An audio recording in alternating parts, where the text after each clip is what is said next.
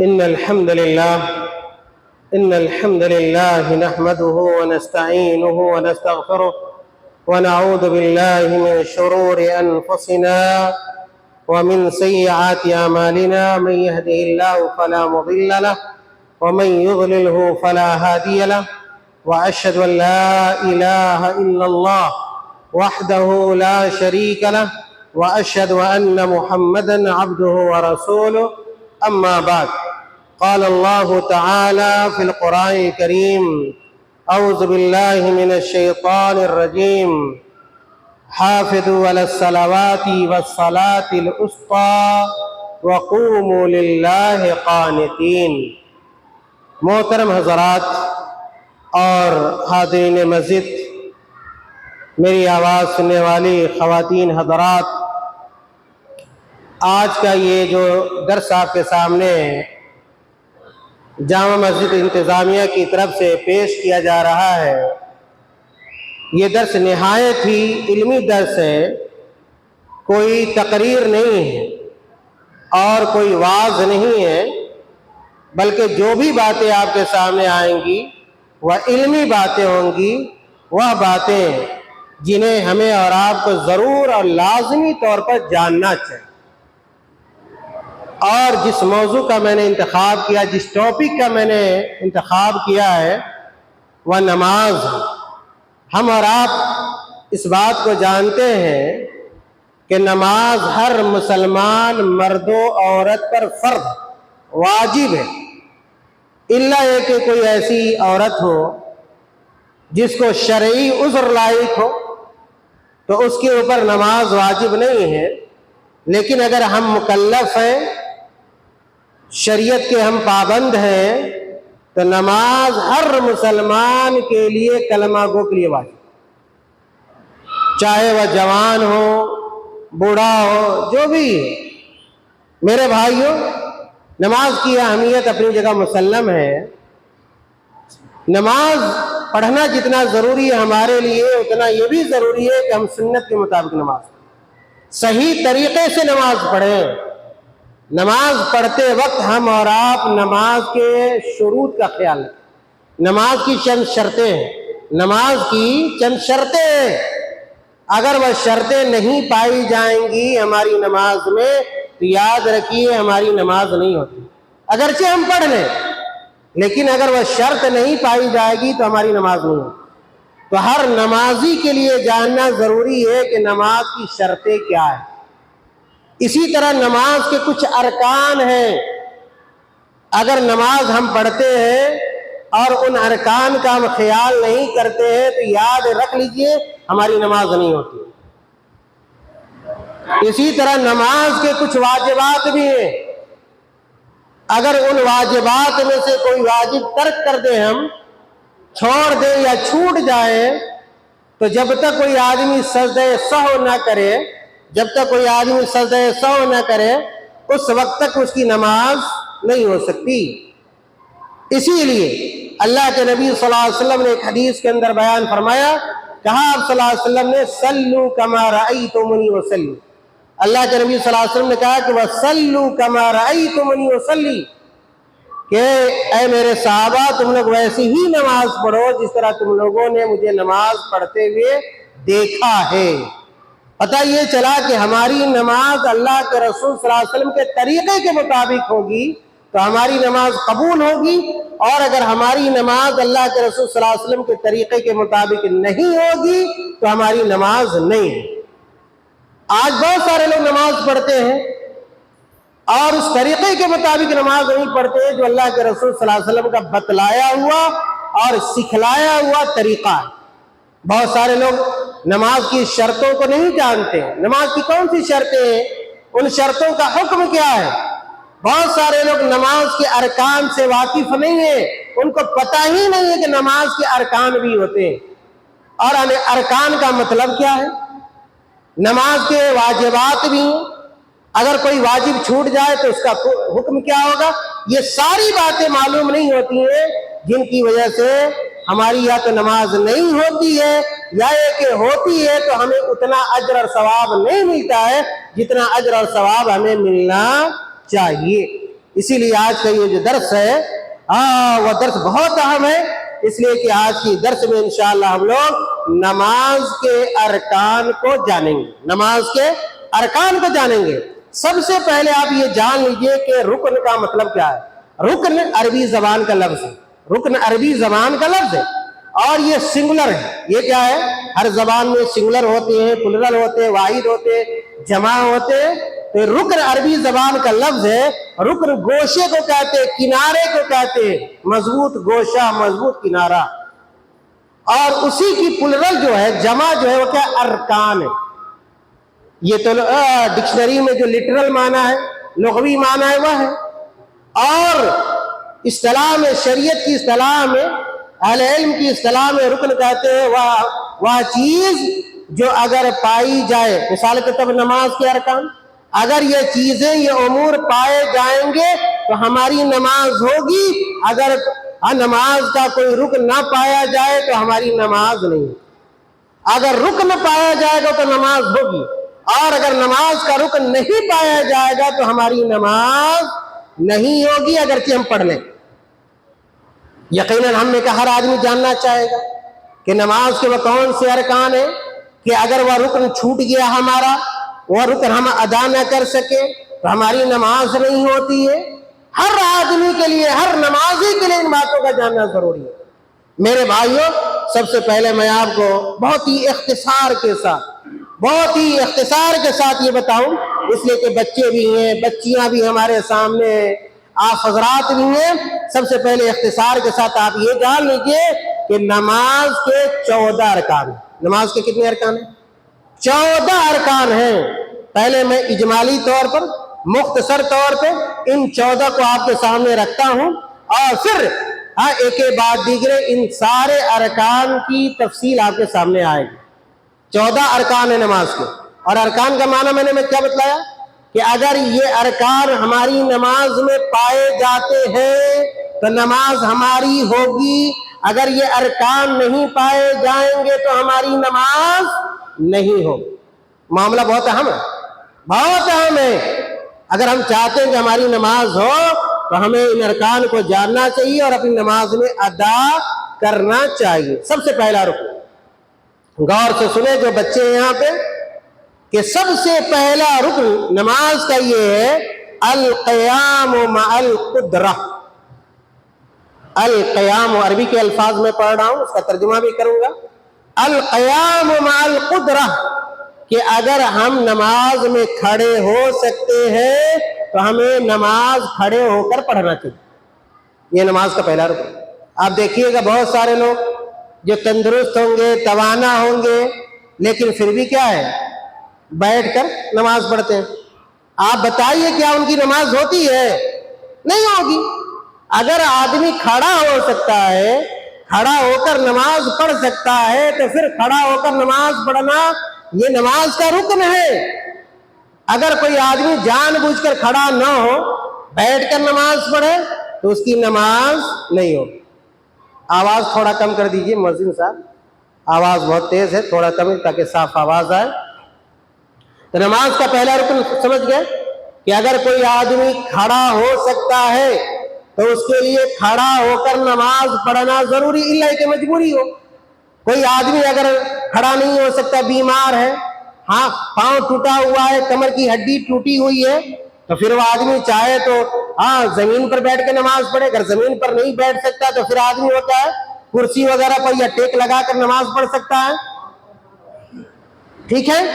دوسرا رکن سنیے، غور سے سنیے، بہت اہم باتیں، جمعہ کے خطبے میں یہ باتیں نہیں آتی ہیں، یاد رکھیے۔ دوسرا جو رکن ہے نماز کا، وَتَكْبِيرَةُ الْإِحْرَامِ، وَتَكْبِيرَةُ الْإِحْرَامِ، تکبیر تحریمہ۔ ہم لوگ اس کو کیا کہتے ہیں؟ تکبیر تحریمہ۔ اگر کوئی آدمی آ رہا ہے نماز پڑھنے اور آتے ہی کیا ہے، سیدھے آئے اور ہاتھ باندھ کر سینے پہ کھڑا ہو جائے اور کچھ نہ کہے، اس کی نماز ہوگی؟ نہیں ہوگی۔ کیوں نہیں ہوگی؟ کہ اس نے تکبیر تحریمہ نہیں کہا، اللہ اکبر نہیں کہا۔ جب آدمی نماز شروع کرتا ہے اور نماز کے شروع میں جو اللہ اکبر کہتا ہے، اسی کو کیا کہتے ہیں؟ تکبیر تحریمہ کہتے ہیں۔ اور یہ نماز کا رکن ہے. اگر کوئی آدمی یوں ہی آ کر سب میں کھڑے ہو جائیں, دیکھیے گا بہت سارے نوجوان آتے ہیں, بہت سارے بچے آتے ہیں, بلا کچھ کہیں گے نماز میں کھڑے ہو جاتے ہیں ہاتھ مات کر. ان کی نماز ہوگی؟ نہیں ہوگی ان کی نماز. کیوں نہیں ہوگی؟ اس لیے کہ نماز کا جو رکن ہے تکبیر تحریمہ وہ پایا نہیں گیا. اسی طرح یہ دو ہو گئے نماز کا. تیسرا جو نماز کا رکن ہے وقراءۃ الفاتحہ. وقراءۃ الفاتحہ یہ نماز کا تیسرا رکن ہے. کیا مطلب ہے؟ کہ سورہ فاتحہ کا پڑھنا, سورۃ الفاتحہ کا پڑھنا یہ نماز کا رکن ہے. اگر کوئی آدمی نماز پڑھتا ہے اور سورۃ الفاتحہ نہیں پڑھتا ہے, اس کی نماز ہوگی؟ اس کی نماز نہیں ہوگی. چاہے جہری نماز ہو, سری نماز ہو, آپ اکیلے نماز پڑھیں, امام کے پیچھے نماز پڑھیں, ہر حال میں امام کے لیے بھی اور مقتدی کے لیے بھی سورۃ الفاتحہ کا پڑھنا ضروری ہے. اگر وہ آدمی سورۃ الفاتحہ پڑھ سکتا ہے تو اس کو سورۃ الفاتحہ پڑھنا چاہیے, یہ نماز کا رکن ہے. لیکن اگر کوئی آدمی سورۃ الفاتحہ یاد ہی نہیں کر سکتا, سورۃ الفاتحہ کے علاوہ اگر کچھ یاد ہے تو وہ پڑھے, لیکن کچھ بھی یاد نہیں ہے, پھر یہ آدمی, ایسا آدمی کیا کرے گا؟ ذکر و اذکار کرے. لیکن یاد رکھیے کہ سورۃ الفاتحہ نماز کا رکن ہے. اگر کوئی آدمی نماز میں سورۃ الفاتحہ کی تلاوت نہیں کرتا ہے, نہیں پڑھتا ہے, اس کی نماز نہیں ہوتی ہے. ہر بچے کو, ہر مسلمان بچے کو, ہر مسلمان بچیوں کو, ہر مسلمان مردوں کو, مرد کو, ہر مسلمان عورت کو قرآن کا اتنا حصہ ضرور یاد کرنا چاہیے جس سے وہ نماز پڑھ سکے. سورۃ الفاتحہ, قرآن کی کچھ صورتیں ضرور یاد ہونی چاہیے.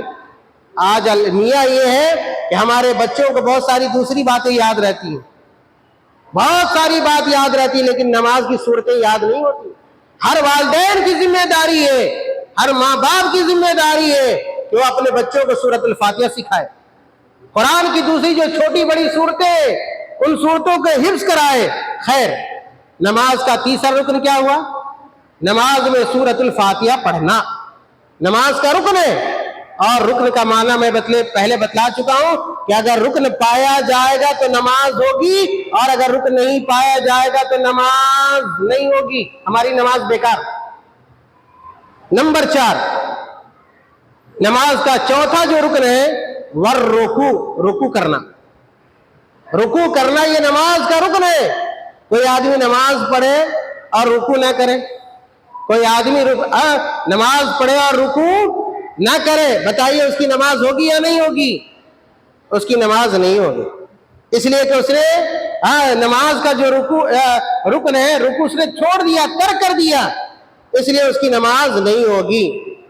نمبر 5, نماز کا پانچواں جو رکن ہے وہ کیا ہے؟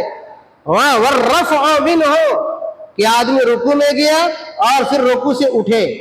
رکوع سے اٹھنا یہ بھی نماز کا رکن ہے. اسی طرح نماز کا چھٹا رکن, نماز کا چھٹا رکن کیا ہے؟ والسجود علی سبعۃ الاعضاء. والسجود علی سبعۃ الاعضاء, کہ جب آدمی سجدہ کرے تو جسم کے 7 حصے پر کرے, جسم کے 7 اعضاء پر کرے. وہ کون کون سے اعضاء ہیں جن پر سجدے کی حالت میں وہ اعضاء جسم کے وجہ سے زمین پر ہونے چاہیے؟ کتنے لوگوں کو دیکھیے گا نماز پڑھے, سجدے میں جب جائیں گے ان کا دونوں پاؤں اٹھا رہتا ہے, دونوں پاؤں زمین سے اٹھا رہتا ہے, ان کی نماز ہوگی؟ نہیں ہوگی. کیوں نہیں ہوگی؟ اس لیے کہ ان کا سجدہ درست نہیں ہوا, اور سجدہ نماز کا رکن ہے. جو اعضاء زمین پر ہونے چاہیے سجدے میں, وہ سب سے پہلے کیا ہے؟ پیشانی. کیا ہے؟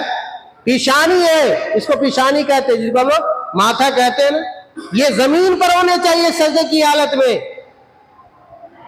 اس کے بعد دونوں ہاتھ, اس کے بعد دونوں ہاتھ جو ہے یہ بھی زمین پر ہونا چاہیے. دونوں جو گھٹنا ہے جس کو ہم لوگ ٹھیونا کہتے ہیں, دونوں گھٹنا یہ بھی زمین پر لگا ہونا چاہیے, زمین سے الگ نہیں ہونا چاہیے. دونوں پاؤں کی جو انگلیاں ہیں وہ بھی زمین پر ہونی چاہیے. 2 پاؤں 2 घुटना, 2 हाथ, कितने हो गए? 1 पिशानी, कितने हो गए? 7। ये वह 7 आज़ा है जिस्म के, ठीक से समझ लीजिए, जान लीजिए कि जब तक ये जमीन पर सजदे की हालत में नहीं रहेंगे हमारा सजदा नहीं होगा। जब हमारा सजदा नहीं होगा तो हमारी नमाज नहीं होगी। यही बातें जानने की, इन चीजों को हम नहीं जानते। खैर, तो ये नमाज का रुकन है कि जब आदमी सजदा करे तो जिस्म के 7 हिस्सों पर वह सजदा करे। कितनी गलतियां पाई जाती हैं। देखिए, कोई आदमी सजदे में है तो अपना पांव उठाए हुआ है, कितना आदमी है तो उसकी पेशानी देखिएगा सजदे में जमीन पर नहीं है, तो ऐसे आदमी का सजदा नहीं होता है। नंबर 7, नमाज का जो 7वां रुकन है, वल एतदाल मिनहु, कि नमाज के अरकान जब हम अदा करें उसके अंदर एतदाल पाया जाए। मिसाल के तौर पर कि अगर हम रुकू में जाते हैं और रुकू से जब उठते हैं तो उस वक्त तक सजदे में ना जाए जब तक कि जिस्म के हमारे सारे आज़ा अपनी जगह पर वापस लौट ना जाए। क्या मतलब है?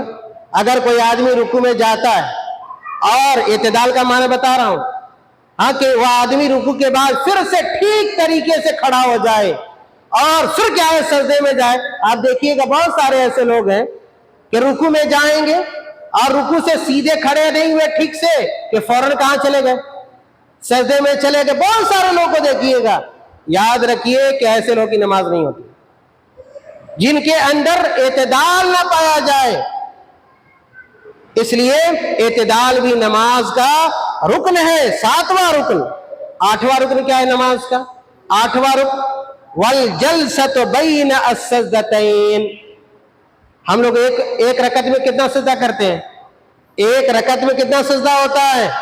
2 सजदा होता है ना। तो जब पहला सजदा कर लेते हैं तो दूसरा सजदा में जाने से पहले क्या है, थोड़ी देर के लिए हम लोग बैठते हैं। देखिएगा बाज लोग इतनी स्पीड में नमाज पढ़ेंगे, इतनी तेजी के साथ नमाज पढ़ेंगे कि पता ही नहीं चलेगा कि 2 सजदों के बीच में वो बैठे हैं या नहीं बैठे। याद रखिए, दोनों सजदों के बीच में बैठना ये क्या है? नमाज का रुकन है। अगर कोई आदमी नहीं बैठेगा तो उसकी नमाज नहीं होगी। नंबर 9वां रुकन नमाज का, कहते वत्तुमानी न तो फी जमी अल अरकान।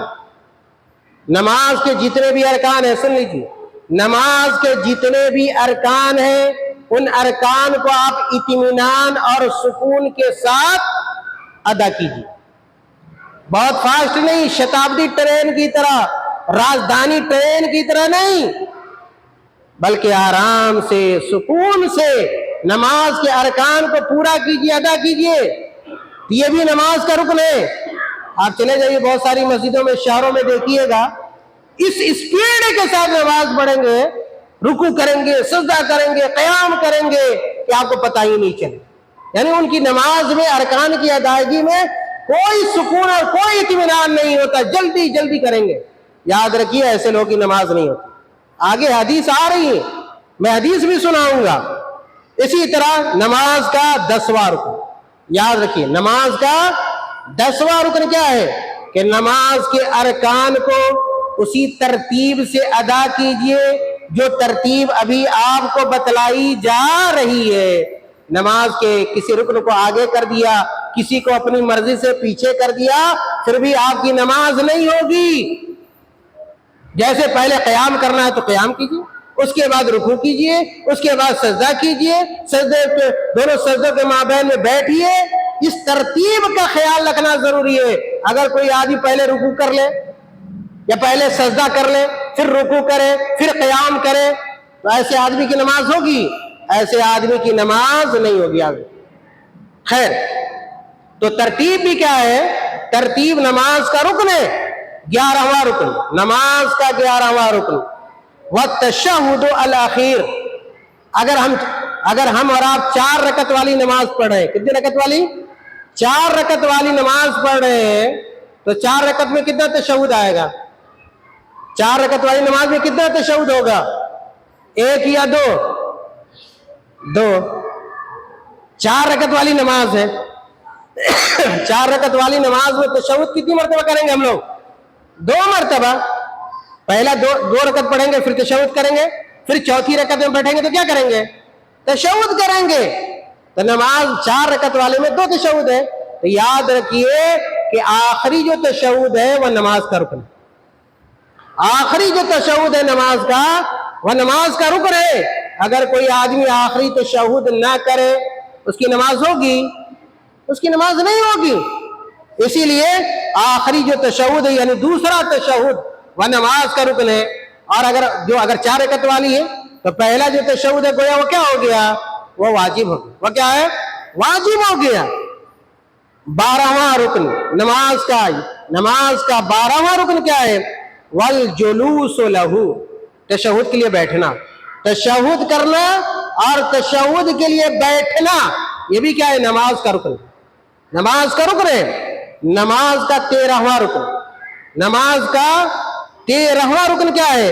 वस्सलातु अलन नबी सल्लल्लाहु अलैहि वसल्लम, वस्सलातु अलन नबी सल्लल्लाहु अलैहि वसल्लम। नमाज का 13वां रुकन ये है कि जब आप तशहुद में बैठिए तो दरूद शरीफ पढ़िए। कितने बच्चे हैं जिनको दरूद शरीफ याद है? हो सकता है बच्चों को याद भी होगा, बड़ों लोगों को नहीं याद होगा। हर नमाजी को दरूद शरीफ याद रखना चाहिए। क्यों? इसलिए कि तशहुद में दरूद शरीफ पढ़ना ये नमाज का रुकन है। अगर आप नमाज पढ़ते हैं तशहुद में दरूद शरीफ नहीं पढ़िएगा, आपकी नमाज नहीं होगी। कितने ऐसे लोग होंगे जो नमाज पढ़ते होंगे दरूद शरीफ नहीं पढ़ते होंगे और कोशिश में ही नहीं करते कि हम याद करें। नहीं, याद करना चाहिए। ये नहीं कि आपकी उम्र ज्यादा हो गई तो आप याद नहीं कर सकते। बूढ़े बूढ़े लोग जब पूरा कुरान याद कर सकते हैं तो आप दरूद शरीफ नहीं याद कर सकते हैं। नमाज जैसा इतना अहम मामला है, इतनी अहम इबादत है नमाज, और उसके लिए हम कोशिश नहीं करते हैं। नमाज की दुआएं हम याद नहीं करते हैं, नमाज का तरीका हम नहीं जानते हैं। इससे ज्यादा अफसोसनाक मामला नहीं हो सकता। और जब नमाज के मसले मसाइल बयान किए जाते हैं तो लोग सुनना भी नहीं चाहते। तालीम से, दीन से लोगों की दूरी बढ़ती चली जा रही है और शौक खत्म होता चला जा रहा है। तो नमाज का 13वां रुकन क्या था? वस्सलातु अलन नबी सल्लल्लाहु अलैहि वसल्लम, कि हम अल्लाह के नबी सल्लल्लाहु अलैहि वसल्लम पर दरूद शरीफ भेजे। और नमाज का आखिरी रुकन, नमाज का 14वां, नमाज के कितने अरकान है? 14 अरकान है। 14वां रुकन क्या है? वत्तस्लीमतान, कि अगर हम नमाज पढ़ रहे हैं, नमाज की शुरू कैसे होती है? अल्लाह अकबर के जरिए, तकबीर तहरीमा के जरिए। और नमाज खत्म कैसे होता है? सलाम के जरिए। नमाज खत्म कैसे होता है? सलाम के जरिए। तो दो सलाम करना, यानी दोनों तरफ, दाएं तरफ भी और बाएं तरफ भी सलाम करना, ये नमाज का रुकन है। अगर कोई आदमी नमाज पढ़ ले लेकिन बिला सलाम के क्या है, वो आदमी फिर से आज नमाज खत्म कर दे, उसकी नमाज होगी नहीं। बहुत सारे लोग को देखिएगा गलती करते हैं कि इमाम ने क्या है, एक तरफ सलाम फेरा, दूसरी तरफ अभी फेरा नहीं है, कि वह आदमी क्या एक ही तरफ सलाम फेर के बैठ जाता है पीछे होकर, एक ही सलाम करता है और पीछे हो जाता है, दोनों तरफ सलाम नहीं करता है। याद रखिए, ऐसे आदमी की नमाज होगी नहीं होगी। हर नमाजी को चाहिए कि 2 सलाम करें, अस्सलामु अलैकुम व रहमतुल्लाह, अस्सलामु अलैकुम व रहमतुल्लाह। एक सलाम पर इक्तिफा ना करे, एक सलाम काफी नहीं, दोनों सलाम करना जरूरी है।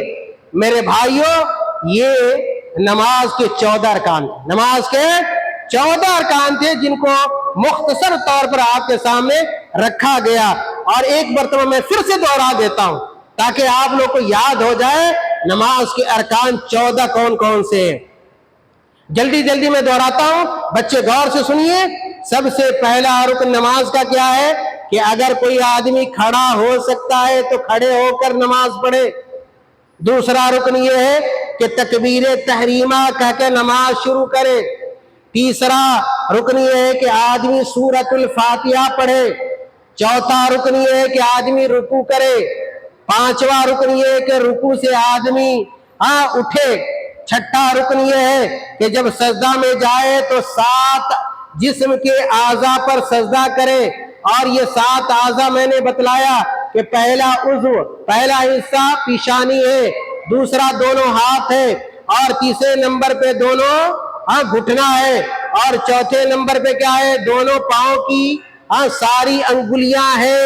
یہ بھی سجدے کی حالت میں زمین پر ہونی چاہیے، اگر زمین پر نہیں ہوگی تو ہمارا سجدہ نہیں ہوگا، اور جب سجدہ نہیں ہوگا تو ہماری نماز نہیں ہوگی۔ ساتواں رکن میں نے یہ بتلایا کہ آدمی کیا ہے؟ نماز میں ارکان کو ادا کرتے ہوئے اعتدال سے کام لے، کہ جب ایک رکن کو ادا کرے، دوسرا رکن اس وقت تک ادا نہ کرے جب تک کہ اس کے جسم کے اعضاء سب کیا ہے؟ اپنی جگہ پر واپس نہ آ جائیں۔ 8واں رکن میں نے یہ بتلایا کہ دونوں سجدے کے درمیان میں آدمی بیٹھے، دونوں سجدے کے درمیان میں آدمی بیٹھے۔ 9واں رکن میں نے یہ بتلایا کہ تمام نماز کے ارکان کو اطمینان اور سکون کے ساتھ ادا کرے۔ 10واں رکن ہم نے یہ بتلایا کہ تمام ارکان کو اسی طرح ادا کرے، اسی ترتیب سے جو ترتیب بتلائی گئی ہے۔ 11واں رکن میں نے یہ بتلایا کہ آخری تشہد کرے، آخری تشہد نماز کا رکن ہے، اور اسی طرح آخری تشہد کے لیے آدمی بیٹھے، آخری تشہد کے لیے آدمی بیٹھے۔ یہ 12واں رکن ہے۔ 13واں رکن یہ ہے کہ نماز میں درود شریف پڑھے، اگر کوئی آدمی درود شریف نہیں پڑھے گا اس کی نماز نہیں ہوگی۔ اور آخری رکن جو نماز کا ہے والتسلیمتان، کہ آدمی دونوں طرف سلام پھیرے، آدمی دونوں طرف سلام پھیرے۔ اب میں چاہتا ہوں تھوڑی دیر میں جو ارکان بیان کیے گئے ہیں، سارے ارکان کی شاید تفصیل نہیں آ سکتی، بہت دیر لگ جائے گی، تو پھر دوسرے درس میں انشاءاللہ بقیہ باتیں ہم بتلائیں گے۔ لیکن کیا ہے 10 منٹ میں 2-3 رکن کی کچھ تفصیل میں بتلا دیتا ہوں۔ پہلا رکن ہم لوگوں نے کیا پڑھا؟ پہلا رکن یہ پڑھا کہ القیام مع القدرہ، کہ اگر ہم نماز میں کھڑے ہو سکتے ہیں تو ہمیں نماز کھڑے ہو کر پڑھنا چاہیے۔ اس بات کی کیا دلیل ہے؟ اس بات کی کیا دلیل ہے کہ آدمی کو کھڑے ہو کر نماز پڑھنا چاہیے؟ اگر کھڑا نہیں ہوگا تو اس کی نماز نہیں ہوگی۔ میرے بھائیو، اللہ تعالیٰ نے قرآن میں کہا وَقُومُوا لِلَّهِ قَانِتِينَ، وَقُومُوا لِلَّهِ قَانِتِينَ، کہ اے لوگو اللہ کے لیے باادب کھڑے ہو جاؤ، اللہ تعالیٰ کے لیے باادب کھڑے ہو جاؤ، یعنی نماز جب پڑھو باادب طریقے سے کھڑے ہو کر نماز پڑھو۔ اسی طرح دوسرا رکن میں نے کیا کہا؟ تکبیرۃ الاحرام، کہ جب نماز شروع کیجئے تو اللہ اکبر کہہ کے نماز شروع کیجئے، ہاتھ باندھیے سینے پر۔ اور اس بات کی کیا دلیل ہے کہ تکبیر تحریمہ کہنا ضروری ہے، نماز کا رکن ہے، اگر کوئی نہیں کہے گا اس کی نماز نہیں ہوگی۔ اس کی دلیل اللہ کے رسول صلی اللہ علیہ وسلم کی حدیث ہے، اس کی دلیل اللہ کے رسول صلی اللہ علیہ وسلم کی حدیث ہے۔ اللہ کے رسول صلی اللہ علیہ وسلم نے ایک حدیث کے اندر بیان فرمایا تحریمها التکبیر، کہ نماز کا تحریم یہ ہے کہ ہم اللہ اکبر کہیں، جب ہم نماز شروع کرتے وقت اللہ اکبر کہہ دیتے ہیں تو جو چیزیں نماز سے پہلے ہمارے لیے حلال تھی اب وہ کیا ہو جاتی ہیں؟ حرام ہو جاتی ہیں۔ مثال کے طور پر نماز سے پہلے بات چیت کرنا ہمارے لیے کیا ہوتا ہے؟ حلال ہوتا ہے، جائز ہوتا ہے۔ نماز سے پہلے ہم چاہے جس سے بھی گفتگو کر سکتے ہیں، لیکن اگر ہم نماز کے لیے اللہ اکبر کہہ دیتے ہیں تو کسی سے بات کرنا، یہاں تک کہ اگر چھینک بھی آئے، اگر ہم نماز پڑھ رہے ہیں اور اگر کوئی آدمی سلام کرے، فرض نماز پڑھ رہے ہیں، اگر کوئی آدمی السلام علیکم کہہ رہا ہے، کیا ہم اس کا جواب دے سکتے ہیں؟ اگر ہم نماز پڑھ رہے ہیں اور چھینک آ گئی، کیا ہم چھینک کا جواب دے سکتے ہیں؟ الحمدللہ کہہ سکتے ہیں؟ یا کسی کی کوئی چھینک رہا ہے الحمدللہ کہہ رہا ہے، کیا ہم یرحمک اللہ کہہ سکتے ہیں؟ نہیں کہہ سکتے۔ کیوں؟ اس لیے کہ ہم نے تکبیر تحریمہ کہہ لیا، جو چیزیں پہلے ہمارے لیے حلال تھیں اب وہ کیا ہو گئی؟ حرام ہو گئی۔ اسی لیے اس تکبیر کو کون سی تکبیر کہتے ہیں؟ تکبیر تحریمہ، حرام کر دینے والی تکبیر، حرام کر دینے والی تکبیر، یعنی جو جائز کام بھی تھا اس تکبیر کی وجہ سے وہ ہمارے لیے کیا ہو گیا؟ ناجائز ہو گیا، حرام ہو گیا۔ تو اللہ کے نبی صلی اللہ علیہ وسلم نے کہا کہ تحریم ہوا تکبیر، کہ نماز کی حرمت کیا ہے؟ اللہ اکبر کہنا ہے، وتحلیل و التسلیم، وتحلیل و التسلیم، اور نماز سے آدمی حلال کب ہوتا ہے؟ جب وہ سلام پھرتا ہے۔ جب سلام آپ پھیر لیجئے گا تو پھر وہ سارے کام آپ کے لیے حلال ہو جائیں گے جو نماز میں آپ کے لیے حرام تھے۔ اور جب ہم نے اللہ اکبر کہہ لیا، جب ہم نے نماز میں اللہ اکبر کہہ لیا، تکبیر تحریمہ کہہ لیا، اس کے بعد ہمیں کیا پڑھنا چاہیے؟ تکبیر تحریمہ کے بعد کیا پڑھنا چاہیے؟ اس کے بعد ہمیں دعائے استفتاح پڑھنا چاہیے، ثنا جس کو کہتے ہیں، ثنا پڑھنا، یہ اللہ اکبر تکبیر تحریمہ کے بعد کیا سنت ہے، اور ثنا کیا ہے؟ سبحانک اللہم وبحمدک وتبارک اسمک وتعالی جدک ولا الہ غیرک، یہ اس کو ثنا کہتے ہیں۔ اور یہ جب اللہ اکبر ہم نے کہہ لیا، اس کے بعد یہ ثنا پڑھنا کیا سنت ہے؟ کیا مطلب ہے؟ اگر یہ نہ پڑھ سکے تو کیا ہوگا؟ ہم نے اللہ اکبر کہہ لیا اور اس کے بعد کیا ہے؟ ہم ثنا پڑھنا بھول گئے، ثنا پڑھنا بھول گئے، ہماری نماز ہوگی یا نہیں ہوگی؟ ثنا پڑھنا ہم بھول گئے، اور ثنا میں نے کہا کہ ثنا کون سی دعا ہے؟ سبحانک اللہم وبحمدک وتبارک اسمک وتعالی جدک ولا الہ غیرک، اور تکبیر تحریمہ کے بعد یہ دعا پڑھنی چاہیے۔ اور اس دعا کو کون سی دعا کہتے ہیں؟ ثنا کہتے ہیں، یا دعا الاستفتاح کہتے ہیں۔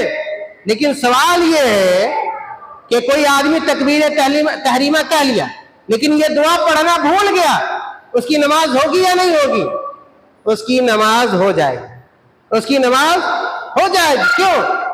اس کی نماز اس لیے ہو جائے گی کہ یہ ثنا پڑھنا نماز کا رکن نہیں ہے، نماز کی شرط نہیں ہے، بلکہ کیا ہے؟ سنت، سنت ہے۔ اس لیے اگر بھول بھی جاتا ہے تو کوئی حرج کی بات نہیں ہے، لیکن اس کا مطلب نہیں کہ آدمی نہ پڑھے، جان بوجھ کر بھول جائے، نہیں، دعائے ثنا پڑھنا چاہیے، سنت ہے۔ کتنے لوگ ایسے ہیں جو اس دعا کو پڑھتے ہیں لیکن معنی مطلب نہیں سمجھتے۔ دقت ایک بہت بڑی یہ ہے، ہمارے اندر نماز پڑھنے میں اس لیے ہمیں مزہ نہیں آتا ہے کہ ہم نماز کو سمجھتے ہی نہیں۔ نماز پڑھتے ضرور ہیں، نماز ہم پڑھتے ضرور ہیں، کھڑے ہوتے ہیں، رکوع میں جاتے ہیں، سجدہ کرتے ہیں، دعائیں بھی پڑھتے ہیں، لیکن نماز کو ہم سمجھتے نہیں۔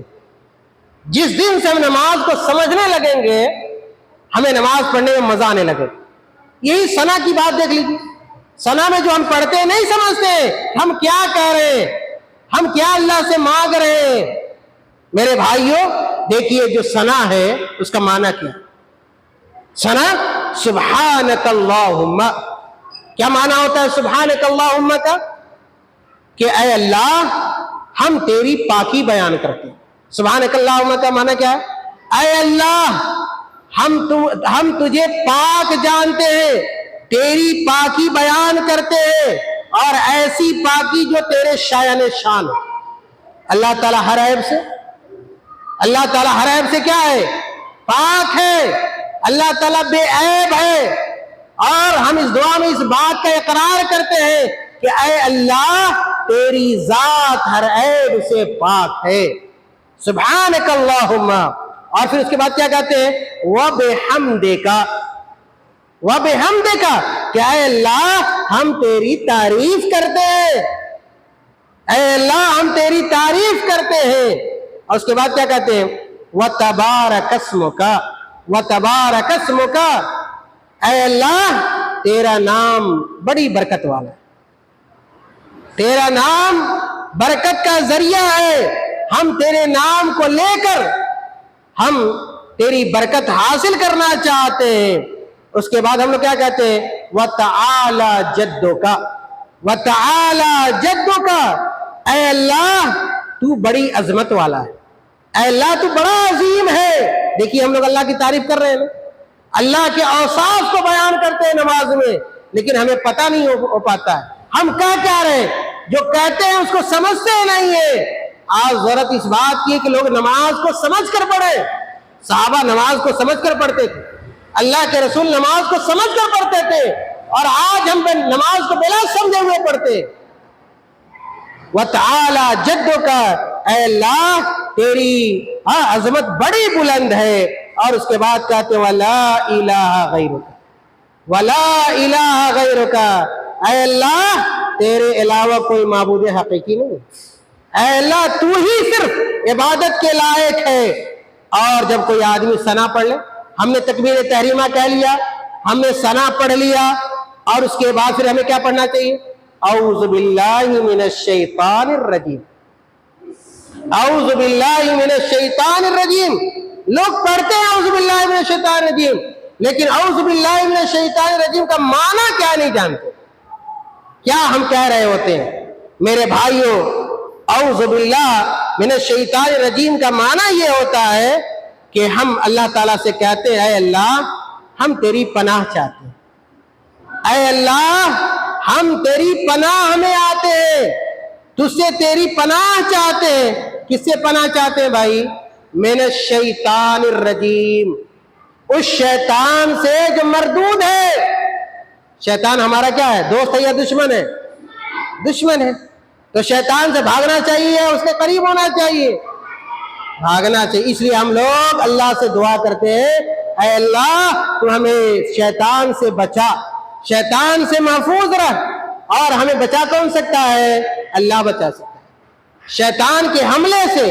شیطان کے حملے سے صرف اور صرف اللہ تعالیٰ بچا سکتا ہے۔ یہ اعوذ باللہ من الشیطان الرجیم کا معنی ہے۔ اور اس کے بعد سورۃ الفاتحہ پڑھنا چاہیے۔ نماز کا جو تیسرا رکن تھا وہ کیا تھا؟ سورۃ الفاتحہ۔ ہمیں سورۃ الفاتحہ بھی ہر رکعت میں، نماز کی جتنی رکعت ہے ہر رکعت میں ہمیں سورۃ الفاتحہ پڑھنا ہے، تب جا کے ہماری نماز ہوگی۔ اللہ کے نبی صلی اللہ علیہ وسلم نے ایک حدیث کے اندر بیان فرمایا، آپ صلی اللہ علیہ وسلم نے کہا لا صلاۃ لمن لم یقرأ بفاتحۃ الکتاب۔ اللہ کے نبی نے بہت واضح طور پہ کہا اس آدمی کی نماز نہیں ہوتی، اس آدمی کی نماز نہیں ہوتی ہے جو آدمی نماز میں سورۃ الفاتحہ نہیں پڑھتا ہے۔ سورۃ الفاتحہ کو حدیث میں ام القرآن کہا گیا۔ کیا کہا گیا؟ ام القرآن کہا گیا ہے۔ یہ قرآن کی ماں ہے، قرآن کی بنیاد ہے، قرآن کا اصل ہے سورۃ الفاتحہ۔ اور سورۃ الفاتحہ جب پڑھے تو سورۃ الفاتحہ کے پڑھنے سے پہلے اعوذ باللہ من الشیطان الرجیم کے بعد ہمیں بسم اللہ الرحمن الرحیم بھی کہنا چاہیے۔ کیا کہنا چاہیے؟ بسم اللہ الرحمن الرحیم بھی کہنا چاہیے۔ اور بسم اللہ کا معنی کیا ہوتا ہے؟ کہ ہم اللہ کے نام سے شروع کرتے ہیں، ہم اللہ کے نام سے شروع کرتے ہیں جو بڑا رحمان ہے اور بڑا رحیم، جو بڑا رحمان ہے، رحم کرنے والا ہے، اور بڑا رحیم ہے۔ اور اس کے بعد پھر آدمی کو سورۃ الفاتحہ شروع کرنا چاہیے، سورۃ الفاتحہ شروع کرنا چاہیے۔ الحمدللہ رب العالمین الرحمن الرحیم مالک یوم الدین ایاک نعبد و ایاک نستعین اہدنا الصراط المستقیم صراط الذین انعمت علیہم غیر المغضوب علیہم ولا الضالین۔ یہ کیا سورۃ الفاتحہ ہے؟ یہ کیا سورۃ الفاتحہ ہے؟ لوگ سورۃ الفاتحہ پڑھتے ہیں، معنی نہیں جانتے۔ سورۃ الفاتحہ میں جو ہم آیتیں پڑھ رہے ہیں، ہم اللہ سے کیا کہہ رہے ہیں، اللہ تعالیٰ سے کیا مانگ رہے ہیں، اس کا معنی ہم نہیں سمجھتے۔ اس لیے ہر آدمی کو سورۃ الفاتحہ پڑھنا بھی چاہیے اور اس کا معنی بھی سمجھنا چاہیے۔ مختصر طور پر اس کا معنی میں بتلا دیتا ہوں اور اسی پر درس ختم کریں گے انشاءاللہ۔ پھر جب دوسرا درس ہوگا تو چوتھے رکن سے بقیہ ارکان کی تفصیل آپ کے سامنے آئے گی۔ میرے بھائیوں، الحمدللہ کا معنی کیا ہوتا ہے؟ الحمدللہ کا معنی یہ ہوتا ہے، ہم یہ کہہ رہے ہوتے ہیں کہ اے اللہ ہر قسم کی تعریف تیرے لیے، اے اللہ ہر قسم کی تعریف کا تو ہی مستحق ہے۔ الحمدللہ الحمدللہ کہ ہر قسم کی تعریف تیرے لیے رب العالمین۔ اور ہم یہ کہتے ہیں اے اللہ تو ساری کائنات کا پالنہار ہے، اے اللہ تو ہی معبود ہے، اے اللہ تو ہی مالک ہے، اے اللہ تو ہی اس کائنات میں الٹ پلٹ کرنے والا ہے، کائنات کو چلانے والا ہے، اے اللہ تو ہی ساری کائنات کو پالنے والا۔ یہ کس کا معنی ہے؟ یہ معنی ہے رب العالمین کا، کہ اللہ تو پورے عالم کا، ساری کائنات کا تو رب ہے، تو ہی معبود ہے. جو رب ہوگا وہی کیا ہوگا؟ معبود ہوگا، وہی عبادت کے لائق ہوگا. اس کے بعد ہم کہتے ہیں رب العالمین، العالمین کہ اللہ تو سارے عالم کا رب ہے. سارے عالم کا یعنی اللہ کے علاوہ، اللہ کے علاوہ ہے اللہ. ہم کہہ رہے ہوتے ہیں اللہ کے علاوہ تو یعنی تو اپنی ذات کے علاوہ سب کا تو رب ہے. اور اس کے بعد کہتے ہیں الرحمن. الرحمن کا مطلب کیا ہے؟ کہ اللہ تیری رحمت ہر چیز پر ہے، ہر مخلوق پر تو رحمت کرنے والا ہے. یہ الرحمن کا معنی کہ ہر مخلوق تیری رحمت کی محتاج ہے. اگر ایک پل کے لیے اللہ تعالیٰ کی رحمت ہمارے اوپر نہ ہو تو ہم زندہ رہ سکتے ہیں؟ نہیں رہ سکتے ہیں. اللہ تعالیٰ کی رحمت مسلمانوں پر بھی ہوتی ہے، کافروں پر بھی ہوتی ہے. جو اللہ کو مانتے ہیں اس پر بھی ہے، جو نہ مانتے ان پر بھی ہے، جو نماز پڑھتے ہیں ان کے اوپر بھی ہے، جو نماز نہ پڑھتے ان کے اوپر بھی اللہ تعالیٰ رحم کرتا ہے. یہ رحمان کا معنی ہے. رحمان عام ہے. اس کے بعد ہم لوگ کیا کہتے ہیں؟ الرحیم. کہ اللہ تو رحیم ہے، تو رحمت کرنے والا ہے. کن لوگوں کے ساتھ؟ مومنوں کے ساتھ. تو رحمان میں اللہ تعالیٰ رحم کرتا ہے سب کے ساتھ، لیکن رحیم جو ہے وہ صرف مومنوں کے لیے. یاد رکھیے ہاں، رحیم یہ خاص ہے صرف مومنوں کے لیے. اس لیے کہ اللہ تعالیٰ نے قرآن میں کہا وَكَانَ بِالْمُؤْمِنِينَ رَحِيمًا، کہ اللہ تعالیٰ مومنوں کے ساتھ رحم کرنے والا ہے. پھر ہم لوگ کیا کہتے ہیں؟ مالک یوم الدین. کیا کہتے ہیں؟ مالک یوم الدین، کہ اے اللہ تو جزا کے دن کا مالک ہے. تو جزا کے دن کا، بدلے کے دن کا مالک ہے، حساب کے دن کا مالک ہے. یعنی آخرت کے دن کا تو ہی کیا ہے؟ مالک ہے. اور آخرت کے دن ہر آدمی کو اس کے کیے ہوئے کا بدلہ ملے گا. ہاں، آخرت کو یوم الدین کیوں کہتے ہیں؟ اس لیے کہ جب آخرت کا دن ہوگا ہر آدمی کو اس کے کیے ہوئے کا بدلہ ملے گا. اگر آدمی نے اچھا کیا ہوگا اچھا بدلہ ملے گا، اور اگر برا کیا ہوگا برا بدلہ ملے گا. اور قرآن میں بھی اللہ تعالیٰ نے اس کی طرف اشارہ کیا.